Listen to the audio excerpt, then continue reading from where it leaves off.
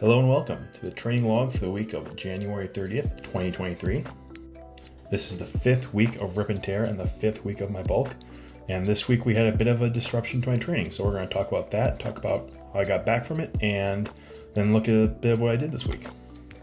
So last weekend I started developing a bit of a sore throat, and I just thought it was, fairly normal for this time of year. But it wasn't. Over the course of the weekend and then until Sunday night, it just kept getting worse and worse, and eventually I had a massively swollen patch in my throat, and I took a trip to urgent care where they told me that I had an abscess around my tonsils and a second one around my vocal cords, and that I needed to go to a hospital ASAP because, while at the moment it wasn't life-threatening, it had apparently the potential to expand and cut off my airway, which is not good for life. So after a quick ambulance trip from urgent care to the hospital due to fears of rapid expansion of gas in the abscess cutting off my airway within minutes, I was admitted, and they kept pumping me full of IV antibiotics to fight the infection and IV steroids to reduce the inflammation. These drugs worked really well. Most of the symptoms were gone within 12 hours, and they were basically completely gone within 24. And the doctor was actually able to discharge me the next day, so I had to spend one night at the hospital, so that was great. I was sent home with some oral steroids and some oral antibiotics to just, finish healing me up. And my doctor told me explicitly that I could go back to doing whatever I wanted to, including lifting weights, as soon as I wanted to. So here I am, about an hour after being discharged from the hospital with 450 pounds loaded up, ready for some squats. Now I want to be really clear here after this, and then also the back injury that I talked about a few weeks ago. I jumped back into lifting full weight in this case and pretty heavy weight in case of the back injury immediately, because I know from experience in terms of the back injury and based on my doctor's order in this case that it was fine to do so, and I wanted to. I wanted to get right back on the horse and keep training. But this is not always the right answer. There are certainly times when an injury or an illness does need full rest or massively reduced training. And you kind of have to learn partially by experience when is the time for rest versus when is the time for just plowing on or active recovery.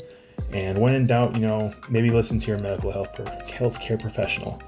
They don't know everything, especially when it comes to sports rehab. That's not really their training. But if you're in doubt, I would trust a doctor versus whatever you're thinking.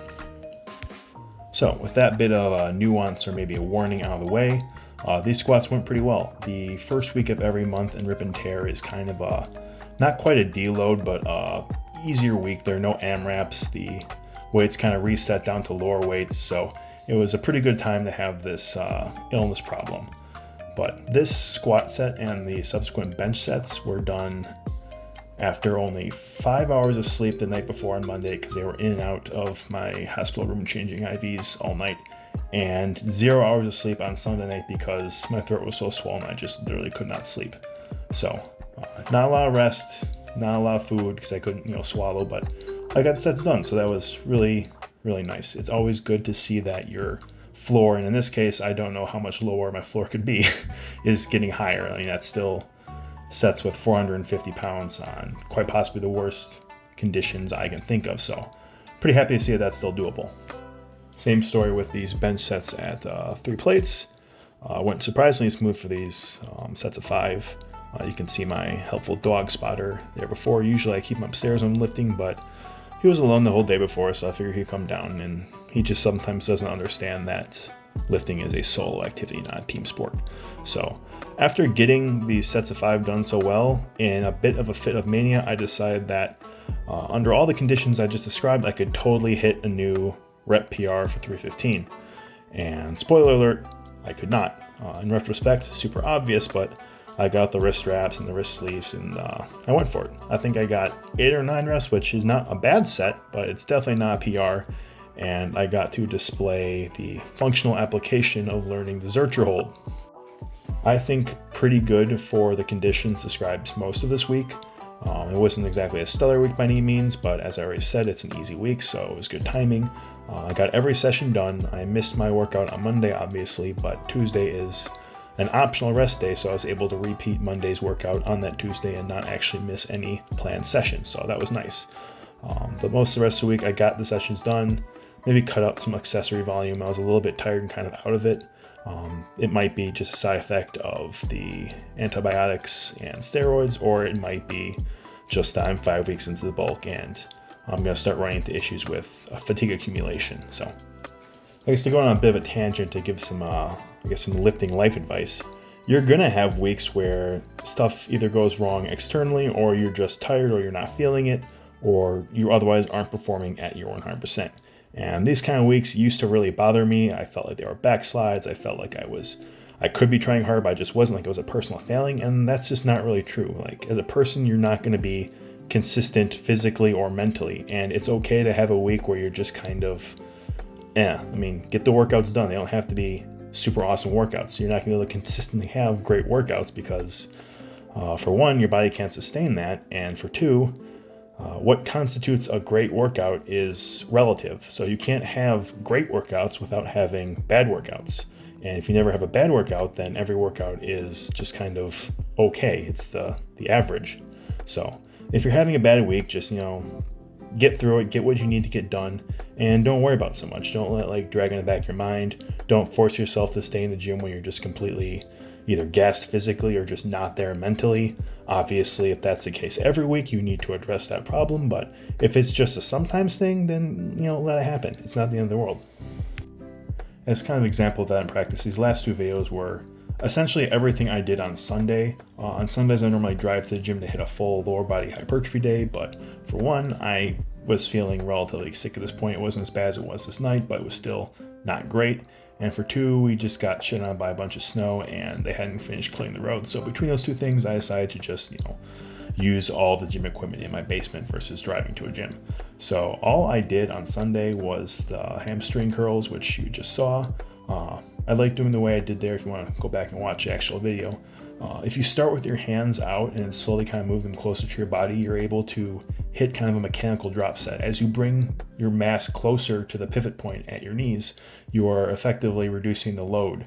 So you can start out with a heavier load with your arms extended forward, and then as that gets too tired to keep going, you bring your arms in and eventually put them by your side, and that's a significantly lighter amount of weight to lift for your hamstrings. So you're able to do a full drop set with the same total load, which is your body weight.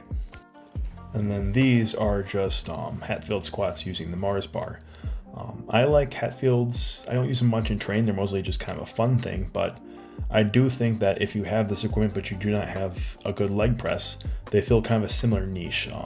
If you don't focus too much on pulling yourself up by the handles and just use them to essentially stabilize your torso and not let it fall backwards or forwards, you can really kind of get a leg press-esque movement where it's heavily dependent on your legs and you don't necessarily need to get limited by your torso. So here I can do them really deep by kind of sitting back into it. It's almost like a pendulum squat machine. That's a movement pattern you really can't hit with a free squat because you just fall back on your ass. So there's a time and place for most movements, and on this day I didn't want to do full squats because I wasn't feeling great, but a Hatfield squat is just kind of mentally easier, I think, because it is strictly in the lower body and you're not worried about bracing and everything, so it's what I went with. Last but not least, we have my fun lift of the week. I've basically completely taken the programmed deadlifts on Fridays and swapped them out for just a slot where I can test whatever kind of floor pull I want. And this week I did this lift, which is inspired by Bavarian Steinheben, which is a traditional test of strength in that area where they essentially have a big old rock attached to a handle that they pull up a channel that they're standing on. And I believe it's scored by how high they can get it. There's like a tape measure in a lot of the videos, but there's not a ton of details because it's a very niche thing. So if anyone knows more about Steinheben, let me know the details. So I tried to kind of recreate that with a loading pin, plates, and then these two plate stacks that I would stand on. So it's very similar to like a Ukrainian deadlift, and I guess kind of want to see where I can go with it. So I maxed this one out at 600. I had multiple tries at more than 600, and they all hit the same sticking point of around right about when the plates get to my ankles. And this has been my experience with most of these deficit pulls, is the hardest part is not actually breaking the floor, because at that point you're just kind of extending your legs. It's the point where you have to essentially start getting your torso up and scoop your hip underneath yourself, if that makes any sense. It's going to be a sticking point in most of these deficits. It's the sticking point in a Zercher deadlift, and it's just not necessarily what you think it's going to be. Now, as I've said multiple times before, I don't know how much value there really is in training this. I mean, obviously, if you want to get better at this kind of movement, you need to train it. Well, maybe not in my case, but for most people. And there's probably some niche stimulus there, especially because that range of motion is one that you're not training in many other lifts. But this is mostly just a fun lift that looks cool, and I wanted to do just to see how much it could. So I've said before, I'll say it again, don't look at this kind of lift and see a new movement you should necessarily include in your programming. Just see it as a fun thing that you could do if you want to. And that basically concludes this week's training log. As always, let me know what you think, and I'll see you next week.